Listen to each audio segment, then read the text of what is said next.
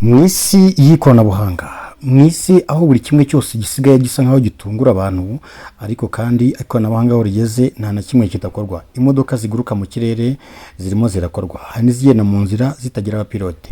Ihuza nzira, abantu, marobo cyangwa se ibisa abantu birahari kandi bifite ubwenge, rimwe na rimwe birenze n'ubw'abantu bamwe na bamwe. Ntabwo birenze iby'ikiremwa muntu kubera yuko ihuza nzira, ubwenge, programmation, amakode ndetse n'ibindi byose bishobora gutuma byagaragaza ububasha n'ikoranabuhanga rya muntu birakorwa mu nganda zitandukanye. Tesla, uruganda rukomeye cyane rukora ibikoresho by'ikoranabuhanga, ubu nta na kimwe keretse icyo umuntu atatekereje. Bakoze utwuma bashyira mu mubiri w'umuntu dushobora gutuma yagenzurirwa microchip. Bakora robo, bakora imodoka, bakora kimwe cyose gishoboka. Ubu n'umwana w'umuntu asigaye akorwa mu cyuma neza, intanga zigahuzwa z'umugore n'umugabo, hakazasohoka umuntu, agasohoka ari umuntu nkanjye ahumeka, mushobora kuganirana mukajya impaka. Inganda n'ikoranabuhanga rihari rigezweho, twagiye tugira amatsiko cyangwa se tugira n'amakenga yuko bishobora kuba hari izindi mbaraga zibyihishe inyuma. Tukomeza tugenda tubyumva gutyo bivugwa mu magambo tukanga kubyizera, ariko isaha igeze biragoye ko mwene muntu wa wundi watekerezaga kumurika agafata ibuye agakuba ku rindi kugira ngo abone amashanyarazi, biragoye ko amashanyarazi uyu munsi ushobora kubona noneho asigaye ayabyaza no mu bidafatika watekereza ko ari ibyo. Uretse n'icyo ngicyo rero, interinete yabaye isoko y'ubwenge ndetse n'ubwenge buhangano, aho ubu ngubu nta gihari na kimwe udashobora kubona. Ubu dufite amarobo afura, dufite amarobo akoropa, dufite amarobo abyaza, dufite amarobo akora ibishoboka byose no mu maresitora aho aseriva abantu mu mahoteli kandi bigakorwa.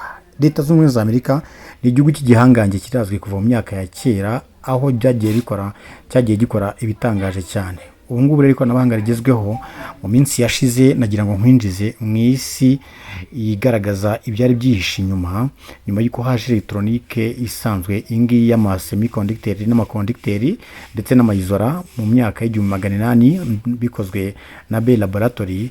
Baje kuzamura icyogajuru mu kirere Apollo 1. Isi yose irumirwa, abandi nyuma batangira gusesengura ayo mashusho bagamije kugaragaza imbaraga nkeya za Leta z'Ubumwe za Amerika.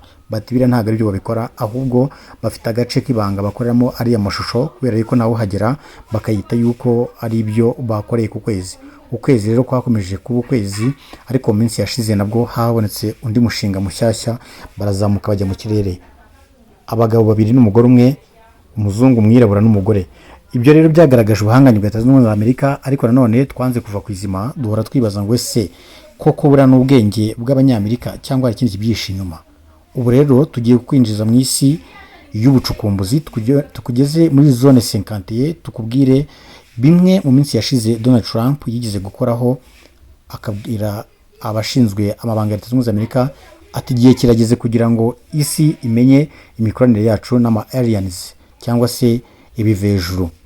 Ibyo ngibyo rero mu minsi yashize byaragaragaye. Reka twinjire muri zone 51, zone y'ibanga. Mu 1941 Leta z'Ubumwe za Amerika zafashe umwanzuro wo kugira agace k'ibanga zikoramo imyitozo ndetse n'amagerageza ku by'ibikoresho bya gisirikare kandi by'ikoranabuhanga. Abahanga mu bya gisirikare bakoze ubushakashatsi muri leta zose zingize Amerika, zibona agace kihariye kari muri leta ya Nevada bakita zone 51. Ni igice cyahariwe gukorerwamo igerageza ku bikoresho bya gisirikare ndetse n'ibindi byose by'ibikoresho by'ikoranabuhanga.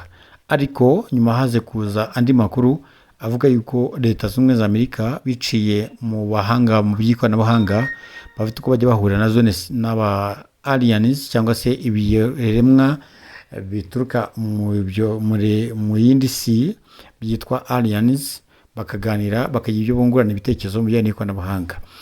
Vuba aha ngaha mu minsi yishize Donald Trump yavuze yuko igihe kigeze kugira ngo Leta z'Ubumwe za Amerika zisobanure uburyo ki zikorana n'ibigendajuru cyangwa se aliens.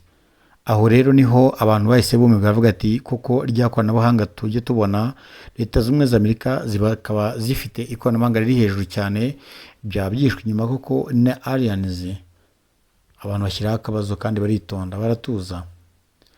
Dufite amashusho agaragaza aliens ziri kumwe na Donald Trump, Elon Musk ndetse n'abandi bayobozi bakomeye muri Leta z'Ubumwe za Amerika barimo gutembera mu agace ka zone 50, agace kazwiho gukorerwamo igenzura cyangwa se igerageza ry'ibikoresho bya gisirikare bya Leta Zunze Ubumwe za Amerika. Aliens iri kumwe na Donald Trump ndetse na Elon Musk n'abandi bayobozi. Ese ibi ngibi bivuze iki? Byabivuze yuko ikoranabuhanga ryose rya Amerika twari dusanzwe tuzi rifitiwe icyizere ryaba atari ryabo bya nyabyo. Ese Leta Zunze Ubumwe za Amerika abo twita ngo ni abahanga bafite ubuhanga mu ikoranabuhanga twaba tubibeshyaho? Igisubizo ntabwo nkizi, nawe ntabwo ukizi. Icyo nakubwira ni kimwe gusa, nyuma y'ibyo utazi hari ibindi, kandi ikoranabuhanga iryo ari ryose utekereza hari n'irindi riri inyuma yaryo. Zone 50 cyangwa se Area 51 ni ahantu muri Nevada hanini hisanzuye kandi ho gukorera igerageza iryo ari ryose, kugurutsa indege z'ikoranabuhanga rishyashya, gukorerwa amagerageza kuri tekinoloji nshyashya, ku buryo umuntu azaribona bwa mbere akabona ni ikintu gishyashya abonye mu maso yiwe. Aha ni Mwiki Official TV, ngende Mwiki, reka tumenye tubane. Ese ibigendajuru cyangwa se aliens bishobora kuzagira bigakontorora imibereho n'imimerere ya muntu ku isi? Ni ikibazo ugomba kwibaza, nanjye ngomba kwibaza. Aha rero ni ku Mwiki Official, dukomeze tubane, mugire ibihe byiza.